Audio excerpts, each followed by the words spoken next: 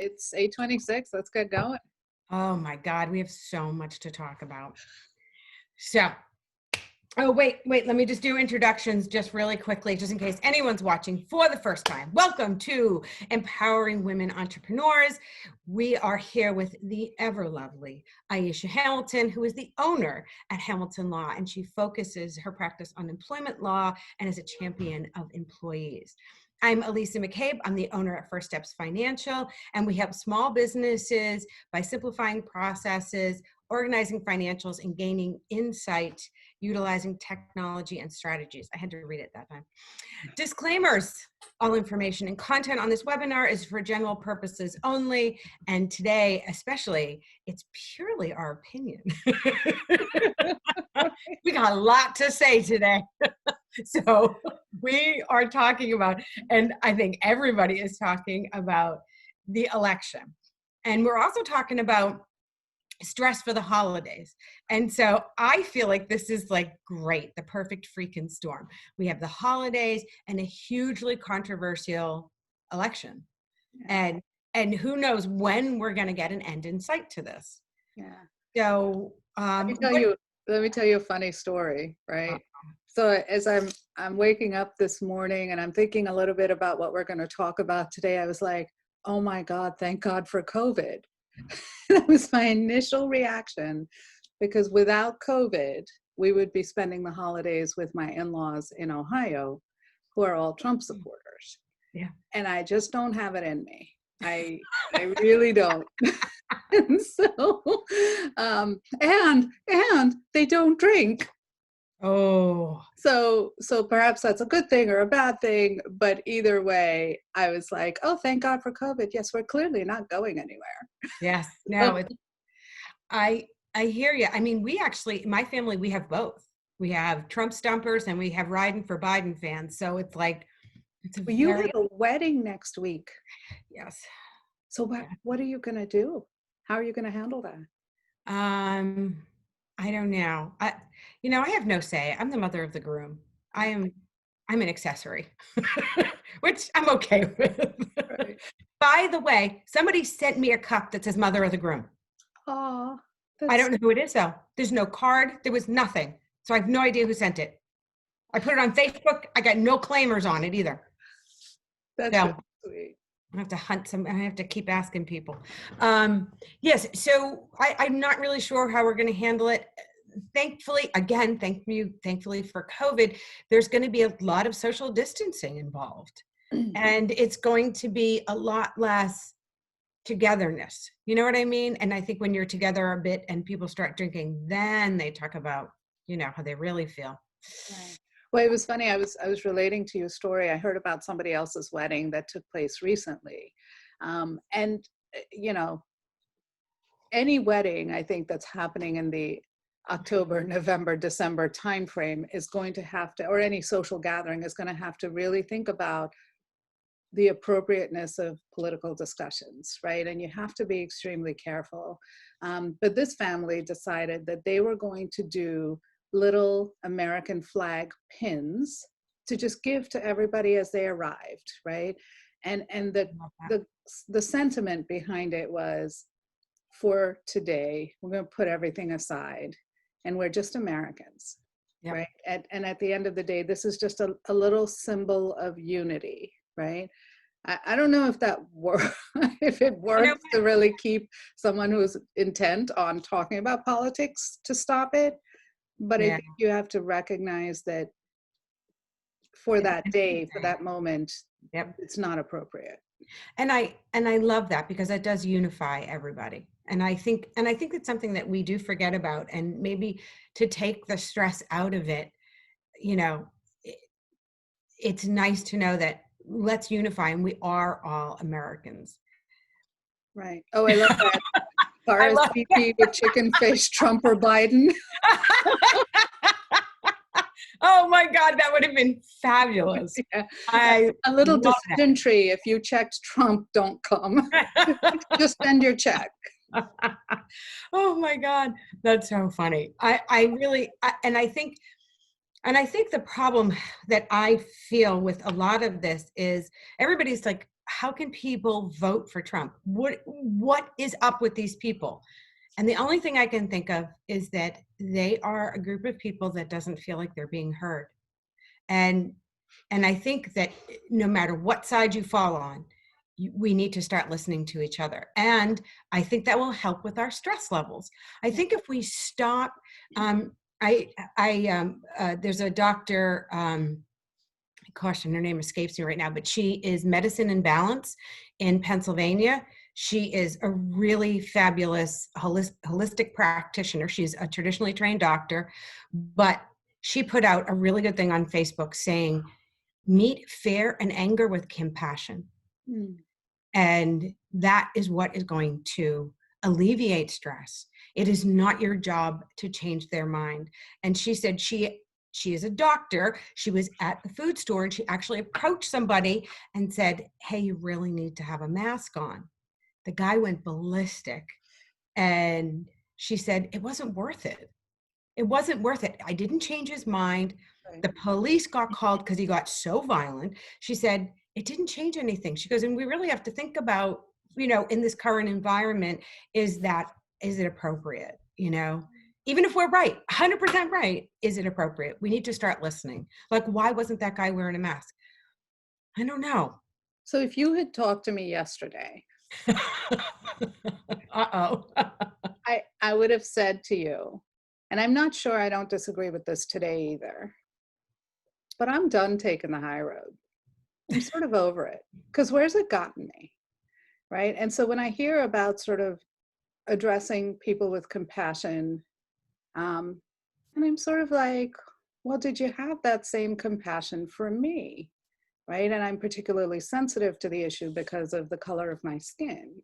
Mm-hmm. And then that makes me think about sitting across the table, for Thanksgiving or Christmas or whatever it is, with a group of people that I knew are vocal Trump supporters, Mm-hmm. and how that would make me feel. So hence my thank God for COVID reaction. Right. But also, as I'm like driving my kids into school at the crack of dawn this morning, I said to them, I have no problem with people who voted for Trump once, because you It's unknown. didn't know. You vote for him twice, you're telling me something, right? And I don't need to know your reasoning. You're just telling me something.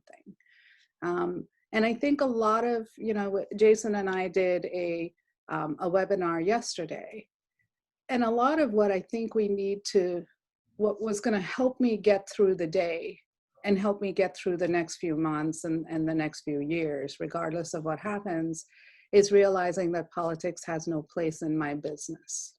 Mm-hmm. And so I can work with anybody. Mm-hmm. One of my favorite clients is an absolute Trump-like person, but he listens to me and he pays on time. And I love this guy, and we get along really well. We never talk about politics, but he's been in my office, years ago, and he's seen my picture with Bill Clinton. Clearly, I am not a mystery in terms of what my political leanings are. But it's business. You do business. And I think you have to stay calm and focused and professional. Mm-hmm.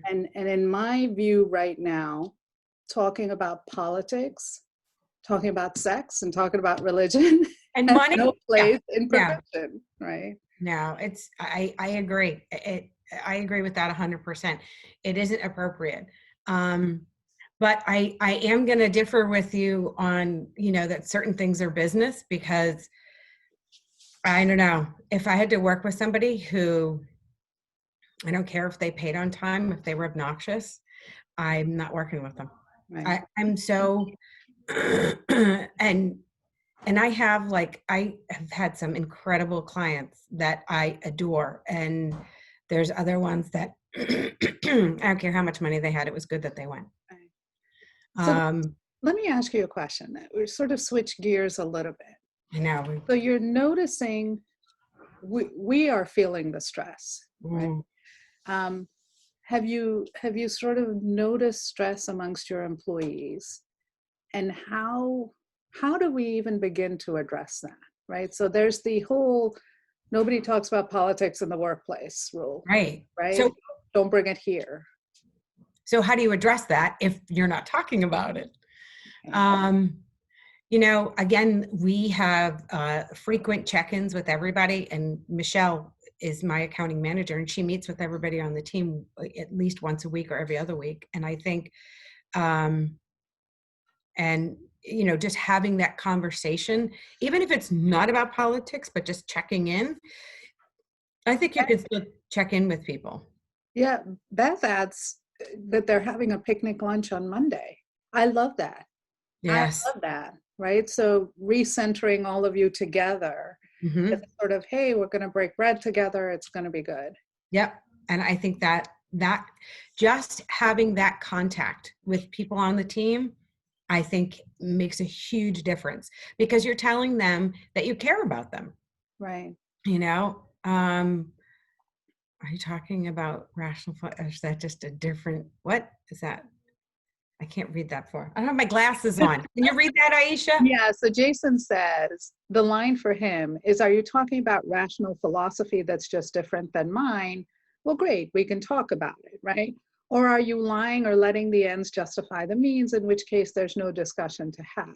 Mm-hmm. And I agree with you, Jason. Philosophically, that is exactly correct. Okay. But the issue is, to even get to that point, you've gone too far in the workplace.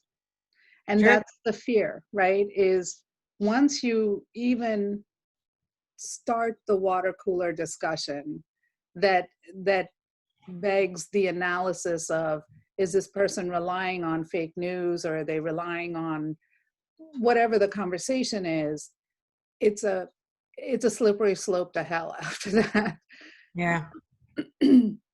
But some Yeah. of it is maybe, like Beth's suggestion, I love that, Mhm. is do something that brings everybody together. Absolutely. Again, back to your point from the beginning, the American flag pin. We need to have things that unite us. We need to stop deciding about what our differences are. Whether you're Democrat or Republican, we all need to realize that we're Americans. We're in this together. It's not like we're all these separate companies. Right. And hang on. I'm Sorry, Gina, I'm going to move you. Meg, you raise a really interesting point. So you say our opinions are our own. What I don't like is when anyone disrespects the office. Okay. So you lead into then saying what we've lost is a sense of decorum. And I'm going to question you on that, right? Because absolutely right that we have respect for the office, as long as the person in it has respect for the office. Mm-hmm. And respect for the powers. And I'm not saying that he didn't, I'm just saying that that goes hand in hand. But when I sat on council and I disagreed with the mayor, I was always accused of having a lack of sense of decorum. And I always say decorum is a really subjective Mm-hmm. analysis, right? So the sense of just the fact that I dared to question a budget line item resulted in accusations that I had a lack of decorum. But in my mind, I'm not there to just rubber stamp your budget. I'm there to ask the questions. Right. And that was what I saw my role on council as. So I always am, I'm always interested in the accusation about the lack of decorum, right? Yeah, So you're right. It's a very subjective word. What are you, so what are you going to do for the holidays? You don't have to see family, so that's, extended family. So you got that covered. You're good to go there. What do you do otherwise? Like, do you give out gifts to like a business partner? Like, how do you do this? And,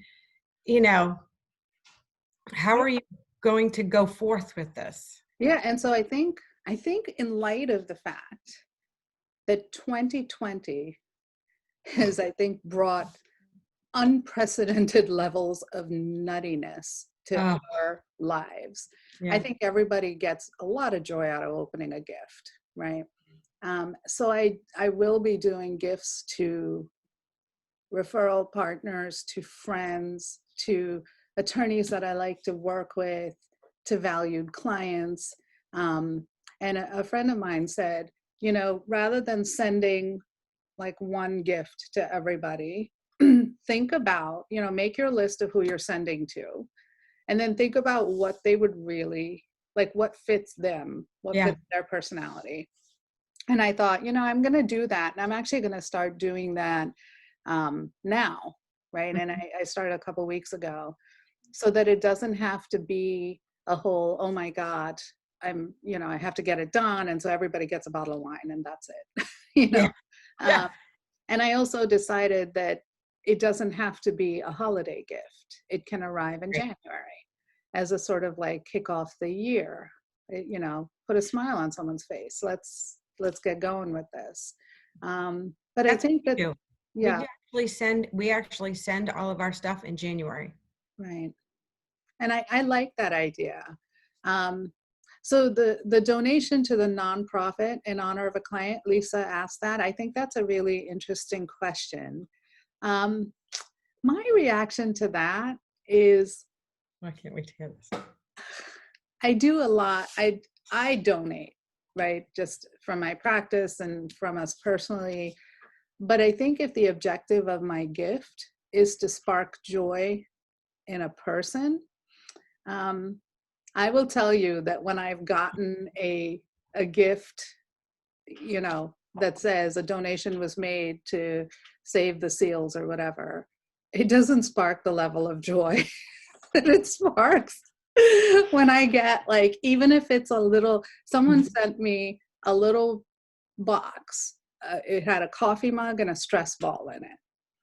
And that was it. That was it. What is that? A $5-10 gift? It's not a huge lift. It was great. Like, that meant a lot. So, I don't know. No, I hear you, because my mother is very charitable. She gives like to lots of organizations, and she tried to do it with my kids, and she did this food for the poor thing, and they could buy chickens and goats, and she even had them like pick it out, and that was going to be their Christmas gift. It kind of fell flat with them. It didn't inspire joy with them. Yeah. I mean, the good thing is that they realized that their grandmother does a lot of, donations and stuff. So they at least got that message. But I kind of hear you on that. So there really is this very cool company. Let's see if I have a box. Oh, I do have a box underneath here. It's called CauseBox. And so you get it. I've heard of CauseBox. Yeah, you get it every quarter, and it comes with a whole bunch of gifts inside. Right. And it has things in there that support women that are from all different parts of the world, and it supports different charities, and because you're purchasing their products. I'm writing that down. That's a great idea. I like, Beth says, we buy trees in national parks for our adversaries. No, sir. Thanks for keeping us on our game, but could you maybe use a little less paper? I love it. Oh, That's a great idea. Oh my God. Oh, I think, Michelle, is there anybody on our team who's paper heavy? We can do that for them. We can buy a tree for them. We're not, though. Nobody on the team uses paper, but that would be hilarious. We used to have clients that used paper like ridiculously. So actually, this is a great idea. Beth says Amanda had suggested that there's a gift card where the recipient gets to choose the charity. And I think that is actually really cool in connection with Lisa's suggestion, right? So you're still promoting charitable giving, but you're actually getting to do the giving. Right. I love that. That's I very love that. cool. So the recipient needs to feel involved in the gift somehow, right? Yeah. Either getting it and eating it or drinking it or the charitable giving. That's fantastic. And so to be honest, I got to tell you, this conversation takes the stress level down. Yeah. It really does. Talking about like doing good for others always makes people feel good. And so last year for Christmas, I have nieces and nephews that are all in their late 20s, early 30s. I got a bunch of kids. What I did with them is I gave everybody $20 and I told them that they had to give it away, but they couldn't give it to someone that asked for it. And they had to come back and tell their story of what happened when they gave it away. Oh, And cool. it was the freaking coolest thing. It took on a life of its own. It was so much fun. I ended up doing it with my girlfriends at Christmas too, because like, what can you get your girlfriends? Right. So I actually started like a Facebook page about it because it was, it's called the $20 challenge. I think you can go look at the Facebook page. I started posting the stories. Oh, I love that. They were so good. And I gave $20 to my girlfriend, Kim, and she spent it at work. And what happened was she got in the lunch line and the guy in front of her started talking to the chef, and he was getting all teary-eyed. She was like, oh my God. And so then they moved on, and she was ordering, and he started getting upset. She's like, are you okay? And he started telling her this horrible story about how his friend died and blah blah blah. She pulled out the $20. She says, I know this isn't going to make you feel any better, she said, but take this and take one of your best friends out and have a drink and toast to your friend. Like, did this whole thing. Everybody was crying in the place. She works in a big company. And apparently, as she was talking to the guy that had been in front of her overheard her conversation and paid for her lunch. Oh, So how cool is that? yeah. And so maybe we can start to do some of these things. Like, good, let's give to nonprofits. They're hurting so bad this year. Right. And maybe by doing all these good things, and it has that contagious effect that it can decrease everybody's stress levels. Right. So I'm going to tell you that you have changed my mind. So Lisa Snyder and Amanda, thank you, and Beth, thank you for posting about the different ways in which we can support nonprofits. Because that in itself absolutely sort of said it, that's what we need this year. Is just a sense of doing good. Yep. And I love that. And I before we leave, I want to go back to a comment that Meg Hannington put on, that she was involved. She happened to be in a workplace where someone was having a political discussion, and she felt absolutely shunned and ostracized. And I will tell you, Meg, that is not okay. It doesn't matter what political party you're from. That's not okay, and I'm sorry that happened. And there's points where we feel on our high horses about something, but that was a sobering thought of, we don't get to do that. We don't get to make someone else feel not welcome and not part of the group in the conversation. There is a lot of shaming going on. Yeah, and that's not okay. That really bothers me. And I think that, I was having a discussion with someone about that in particular, because I feel like people think if you are this way, then you're okay. If this way, you should be shamed. And I'm like, no, we need to not shame anybody, because shaming doesn't lead to good conversations. Right. And we're never going to get through this. And you're only going to cause people stress. If you shame them and you tell them that they can't talk about the way that they feel. Yeah, that's not okay. And No, I love Meg says nobody needs another little thing, right? Another little gadget or so donating is joyous. And I think that's absolutely right. And a sobering thought that I didn't know was that the Salvation Army is one of the biggest givers during COVID. They have been taking care of a record number of people. They lost $1 million a day because their thrift stores were shut down during COVID. And so they're in desperate need. And I didn't realize that they provided so much care for so many people. Right. So there's, find a charity and give to it, volunteer, do whatever you can, because everybody is hurting. Yeah, a lot of Red, White, and Blue is open in Hamilton. Goodwill's open. There are a bunch of them open now, but they weren't for a long time. And these are charity. I mean, they use the money that they make in the stores to support their charity work. Right. So it's like, that was rough. And I know even Shine and Inspire, which Aisha and I both support, they weren't able to have their masquerade party. They weren't able to have their fashion show. And that's a big money raiser for, they buy coats, gloves, hats, boots, and a toy for all these kids that the state, that is registered with the state as either homeless kids or kids who are in danger. And so they don't have the money to do that this year. Right. And that's kind of scary too, because you think about, we don't think enough about what's happening in our own backyards, right? Yes. So I was taken aback by, we have, an organization, or it's sort of a Mercer County, Mercer Street Friends, right? And they provide food for kids who are on the school lunch programs to take home over the weekend.